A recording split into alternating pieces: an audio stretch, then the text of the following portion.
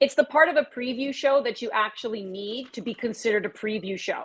We're going to look at all the groups at the 2022 World Cup here on Good Night Qatar. Welcome back. Each of you have been assigned a group. Each of you have to tell me one big storyline of that group and one big bold prediction. I'm going to begin with you, Ollie. Storyline, bold prediction for Group A. Well, the storyline, I think, given we've already covered the hosts, is the return of the Netherlands to the World Cup, right? After failing to qualify in 2018, unlike Italy, they haven't gone back to back. Here we go again. So the Dutch are back in the tournament, and I think they're an interesting team. This is a team that's kind of been all or nothing, over the past couple of decades. Like the last 6 World Cups, 3 of them they've been to the semifinals or better, and then 2 of them they failed to qualify. So it's a team that when they actually get there, they tend to do fairly well. I think they have a decent pathway through the tournament this time as well, and some interesting players. They really are built around a centre back group, playing 3 centre backs now. That is incredibly strong, obviously led by Virgil van Dijk. So they're a bit of I wouldn't say a sleeper team because it's one of the most historic nations in world football, but just kind of outside the biggest group of favourites. I think they're an interesting team to watch. But my prediction, I am going to go down the same kind of lines as Wheels went down earlier on. I think Ecuador gets through this group, and I think they do it unbeaten as well. They are such a difficult team to beat. If they can win that first game against Qatar, they are set up brilliantly to do what Ecuador do best in the second 2 games, keep clean sheets, be horrible to play against, and progress through this group, I think, with the Dutch.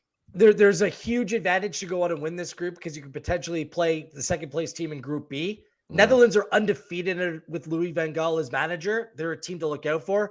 Just too bad for Senegal. The Sadio Mane loss cannot be overstated because really this team won the African Cup of Nations, seemed like they could be a dark horse for this tournament. They're very good through the midfield. They're combative. They can play. They kind of match up well against Ecuador, but without Mane in attack, you just wonder where the goals are going to come from. Yeah. All right. Well, I'm going to come to you now, Gareth, though, for Group B. I need a storyline and a bold prediction. Storyline is how will England screw this up? Like, that's it. Like every World Cup, this is the same story, is how they screw things up. We're second in their group in 2018.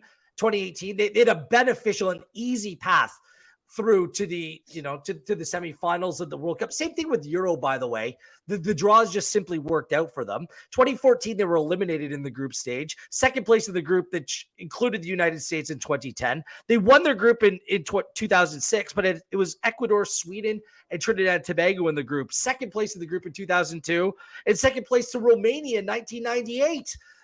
This team just simply chokes on this stage, and it's just you just wonder how they're going to choke this time around as well. I just think that they're in a group where there's not going to be many goals. The USA, they'll play on the counterattack. Wales is going to play on the counterattack. Iran has some very good strikers. Osman and Taremi are on good form right now, but they're a defensive side under Carlos Queiroz. These are going to be difficult teams to break down, and I just don't think that plays to England's strength. My hot take or my bold prediction for this group, USA under 3.5 points in this group. I see all this hype about their squad. I like the direction of U.S. soccer. I hope that they do well on behalf of CONCACAF. I just look at this team, far too many holes. I don't trust them at center back. They have no pronounced number 9. Their fullbacks are bombers. I just don't think that they're defensively good enough. I have some serious questions. I think that USA might actually finish bottom of this group, might only pick up a point or 2. That's it. Well, Ollie, I don't have to say anything about England because every time you say something about Italy, Wheels does it for me. Let's move on to Group C. Jordan, I need a storyline and a bold prediction. My storyline has to be about Lionel Messi and Argentina. Is Lionel Messi considered the GOAT even if he doesn't win the World Cup this time around? This is going to be his last World Cup. For me, he has everything in terms of the way he plays. Everyone knows he's probably the best player. But can you consider him the GOAT if Argentina bow and don't win this World Cup? They haven't lost in, I feel like, past 2 years. They've just been playing. And just like Brazil, they're probably the most even and have the most depth within their squad. But for him, if he wants to be up there with the Pelés and the Maradona, he has to get this World Cup. He has to win. This is going to be his last one. So for me, that's the storyline looking into this group. My bold prediction, I know, don't shoot me, but I think Poland is going to have the same amount of points as Argentina. So they're gonna tie, but they're gonna Poland's also gonna beat Saudi Arabia and also gonna beat Mexico. I think Lewa he plays different for his country. I think going into Lewandowski and then the Polish, I just feel as if when they play Argentina, if they can get it sorted and it could be a draw, they'll finish with the same points. Argentina will go ahead on goals. Just want to say Mexico has made the last 7 World Cups. They've got out of the group in the last 7 World Cups. It's a round of 16 that they get dumped out every time. That streak has to continue. Lewandowski didn't even score a goal in 2018. Poland bottom of the group. Mexico's going to advance. Book it. So you're saying, let's put money on this. You're saying Argentina and then Mexico and then Poland. Okay. Yes. Don't worry, this is all being recorded, Jordan. So this will come back to bite you if your bold prediction 7 is in an a row. absolute flop. Unbelievable. Do not worry about Don't rate that. either of them. We will hold you accountable. You going for Saudi Arabia, Ali? No, don't rate them either. I think Messi's the GOAT already. The World Cup is so hard to win. You think he's the GOAT without the World Cup? Oh, look at everything else. His trophy case is bursting at the seams. Copa America was the big one for him, right? Because then, that question could be had around Ronaldo too, right? Anyways, let's move on here. Ollie, I'm coming right back to you for a storyline and bold prediction on Group D. Well, the storyline is obviously the holders, France, and how they're going to fare, and whether Didier Deschamps can rebuild this team on the fly, which he's going to have to do to a certain extent, particularly in the midfields where Kante's injured, Pogba is injured, Matuidi, who was a key part of that team in 2018, is obviously no longer with the national team. So that is an area where it's a really young group, or it's a combination really of young players and players who you wouldn't necessarily put at the top level. A World Cup, like Adrien Rabiot could be starting for this team, which seems on paper like quite the downgrade from the midfield they were turning out in 2018. But then what you fall back on with France is unbelievable depth at the back and some young players coming through who I think are going to be world class in those positions for years to come. And then an attack that is potentially even better than 2018, right? Because now you've got Griezmann, you've got Mbappe, obviously Giroud as well. But you've also got Karim Benzema, the reigning, World Player of the Year in that team. So it's about Didier Deschamps' ability to kind of pull those things together and to build a midfield out of the pieces he's got with the players he's missing. My bold prediction isn't going to sound very bold, but I think it is, given the history of recent winners at this tournament. I'm predicting that France are not going to blow up and will actually be a team that goes deep at this World Cup. And the reason for that is you look at the history, right? Germany out in the group stage in 2018, Spain out in the group stage in 2014, Italy out in the group stage in 2010, Brazil's the only exception in 2006, and then France obviously in 2002 absolutely blew up as well. This team has history of doing that. Holders have history of doing that. I don't think they will. I think they'll be okay. They may not win the tournament, but they'll go deep. Denmark wins a group. Denmark beat them home and away in the Nations League, and they were the same group in 2018. Gareth is going to chime in on everyone's group, but I need you to go to Group Denmark's overrated? Gareth, I think everyone loves them, but I don't think they're actually that good. Group E have 2 former winners who I think are both a little bit overrated because both are flawed. Spain and Germany. The storyline is whether the young players and how much they can step up. Germany's side that failed to get out of the group in 2018 is almost completely different, but I know that Muller and Kimmich and Goretzka are still there, but I look at Musiala and Moukoko, these players are going to have to play a big role for this team if they want to make noise. Germany's very weak in defense as well. Same thing with Spain. I love their style of play, but are Pedri and Gavi and Fati able to put this team on their back a little bit and fill some of the much needed holes in this team? So that's my biggest question about those 2 teams. And my bold prediction is whoever advances from this group as the top 2 teams, they're both eliminated in the round of 16 because they go on and play the top 2 teams from Group F, Belgium, Croatia, Morocco, Canada. I think that they lose to whoever they play in the very next round. So I think it's about the group for these teams, and then I think they bow out of this tournament. We're moving on to Group F, Jordan.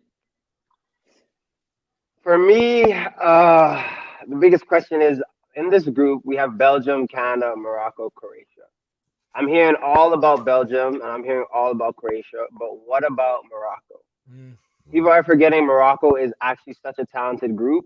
I feel like for once they have a nice mixture of young players coming into the team and just coming with so much presence. The way they play, they're hard to beat. Like Hakimi, we got I forget to pronounce his name, but Unahi from Angers. I was gonna say Angers from Ligue 1, Angers. these are great players going forward. I feel like they could do something in this group, seeing as I'm already expecting Belgium and Canada to draw and Belgium to freak out a little bit. But I think Morocco could be the team to come in second in this group. Wow. Yeah. Bold prediction? Could So happen. that is my bold prediction, is that Oh. people are sleeping on Morocco, and Morocco could actually advance and leave the group stage. Ollie, coming back to you for Group G. We got 2 more to go. Group G, well, obviously the big storyline is Brazil and whether they can live up to their title as favorites. But I think individually within that, there's a storyline around Neymar, right? And we talk about Messi and Ronaldo and their legacy, but what about Neymar? I think he needs to win this World Cup if he's going to be considered one of the true Brazilian greats, if he's going to put himself alongside Pele and Ronaldo and the players that have come before him. I don't think he has quite that same popularity within Brazil yet as those legends of the past. And I think this is his opportunity to take that. He can also take, obviously, the all-time scoring lead with 3 more goals off of Pele as well, which is pretty remarkable. So a massive tournament for him, along with a number of players who may or may not be playing at their last World Cup. My bold prediction is that Serbia in this group are going to be everyone's favorite second team. This is a team that just loves to attack, for better or for worse. I think they're going to be incredibly entertaining to watch. They potentially have the best front 2 in the tournament in Vlahovic and Mitrovic up front, both dealing with some injury issues, but will hopefully be healthy to play. Tadic supporting them. Milinkovic-Savic in midfield is a box-to-box player. Kostic from wing-back. Tons of exciting players in this team, and a coach in Stojkovic who wants to get the most out of them by just flying forwards. All right, Gareth, take us home with Group H. Yeah, it's a really good group, and the storylines are all about revenge. Portugal was knocked out of last World Cup by Uruguay in the round of 16. Uruguay, Ghana have history. 2010 World Cup, probably the biggest storyline for that World Cup. Suarez intentionally saved a goal, and then Asamoah Gyan missed the penalty. Uruguay advanced on penalties, all because of Luis Suarez. Ghana have another shot at Uruguay. And Portugal, South Korea have history in 2002. Their only meeting. Portugal had to beat South Korea to get out of the group. Went down to 9 men, failed to beat South Korea, and that's when South Korea went on that magical run through that tournament, and Portugal bowed out at the group stage. So revenge, perhaps that impacts the play that we see. My bold prediction is whoever wins this group, and I'm looking at Portugal, Uruguay, because I highly rate both teams, go on to reach at least the semifinal of this tournament.